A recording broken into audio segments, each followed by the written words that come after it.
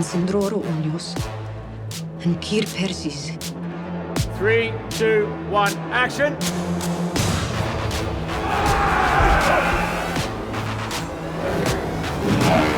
Wide, please.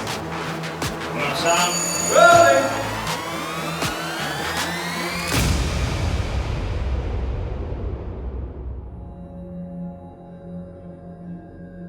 John's rebirth was a really big thing. I knew it was going to be a big thing for the audience. It was a big thing to shoot.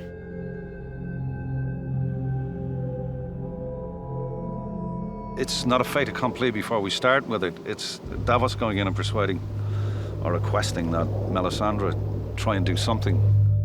There's certainly nothing to lose at this point, and if it doesn't work, then it doesn't work. I think for Melisandre's part, if she could do this thing, it would somehow serve as some small justification for all the horror that she's precipitated. I don't think Melisandre thinks she can do anything. She's completely defeated. She's completely lost it. She's completely confused. And to see her hit rock bottom and to really have her big crisis of faith that maybe she's not favored by the Lord of Light. She only has the powers that he grants her. You know, you think when Melisandre comes in, okay, well, she's going to do it, and that's going to be the end of it. But, you know, she comes in, she does it, and she fails, and we think that she's failed. And then everybody leaves the room, and then the moment happens, and we see that, in fact, she hasn't failed. So I think that surprise is really great. For me as a filmmaker, building that in, that tension, anticipation, feeling of failure that's not going to work, and then, oh, it did work. All of that, how to build that, was very interesting to me. So, Kit, Yeah. do another one a little smaller.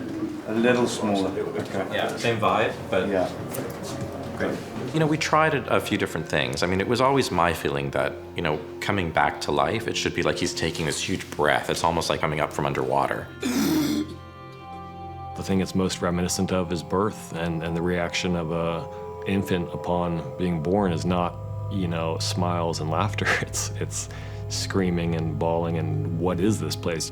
I was so warm and comfortable and everything was peaceful, and now you've pulled me into the cold, bright world, and now who knows what's going to happen.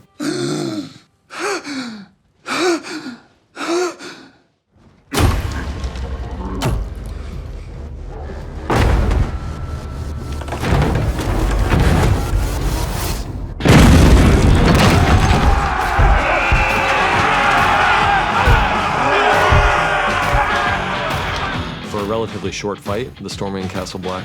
It took quite a few days to get it right. It's amazingly complex. Castle Black is always a challenging location, but a great one at the same time. Bang! Bang! Crash! Giants coming in! And it's partly because you're dealing with a lot of elements, you know, snow and extras, and in this case, 1-1. Once you come in, all the enemy above the cameras here and over here, okay? All right, here you go. Fortunately for us, shooting 1-1 is a really joyful experience because of the suit performer, Ian White, who plays 1-1. Action! We wanted a large performer because somebody who would be 14 feet tall would have more weight and mass to move around, and a person who's a normal size would have a very difficult time pulling that off. Ian, don't forget not to come this way and then go round into it. So working with someone who is 7'2", who with his makeup on goes up another few inches, and then is also an actor and is also a physical performer, puts us in a very good spot. Can we do that again? First, we get storyboards from the director, or he gives us a verbal direction. And then we go into previs, and we work out cameras and animations.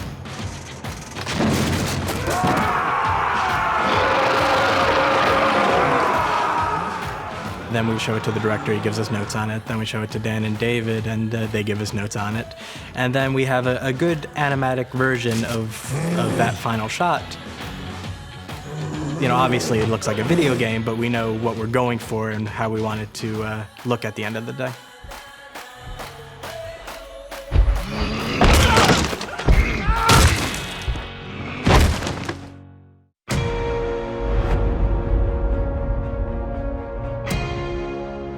Probably my favourite scene of the season this year for me has been the aging of Melisandre.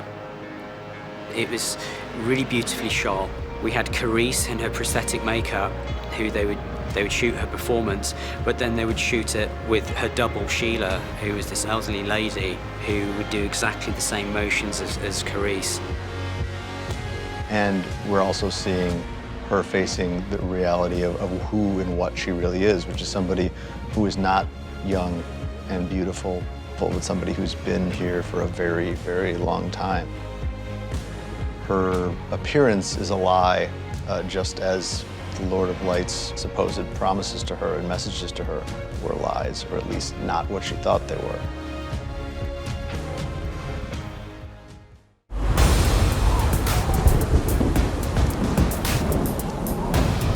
Oh my God, that was a tough one. That was my last day of shooting, actually.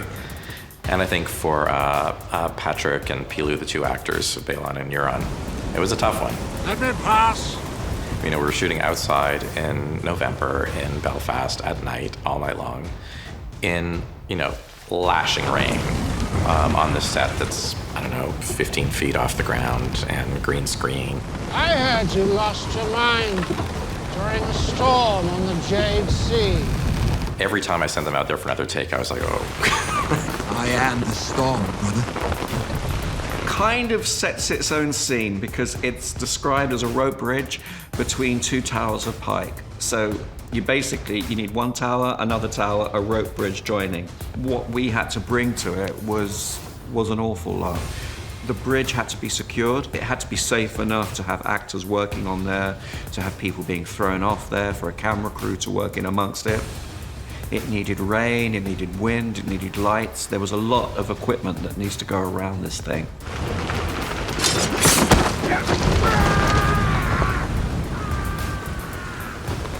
You know, it's a really great scene. I think they knew it was going to be a great scene, so they were excited about that. But yeah, it was challenging. Camera, action.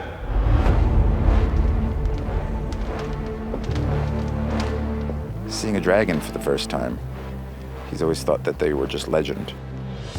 And he's always had an obsession.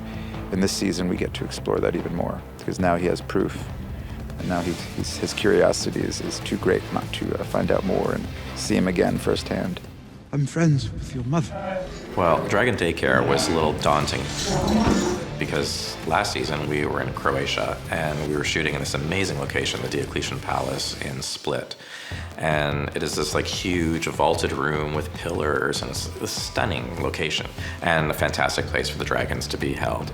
And when I found out this year that I had an equally complex sequence, but we're not actually at the location, I thought, well, how is that even going to be possible? And then to the rescue comes Deb Riley, the production designer, and the VFX department, and then some good storyboarding and planning.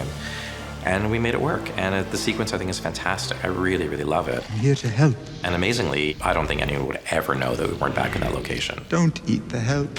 So the area in Split, that had been well surveyed. So we had drawings of what was in Split. We had drawings of the stairs that we had to put in. So we had all the elements. We had a space here. And then again, working with visual effects, you know, how much do we build? I think we deemed that 15 foot was a good cutoff for us, and then visual effects were able to carry it on after that. I think it really helps the scene in a way because it forces you into more darkness. It's a mystery exactly what it is you're going to be facing, or the fact that it's really just a couple of pillars and maybe a wall or two, and the rest of it's entirely done with visual effects. It makes it easier to play up the darkness, which in turn, I think, really improves the scene on a tonal level. That one?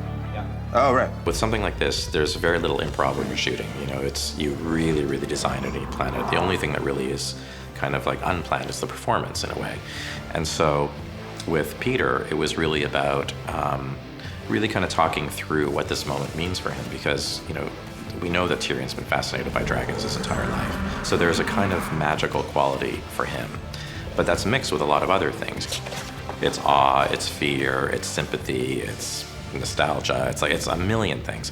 But Peter is so great, and the scene is so beautiful. I mean, he's a kid in a candy store. It's terrifying.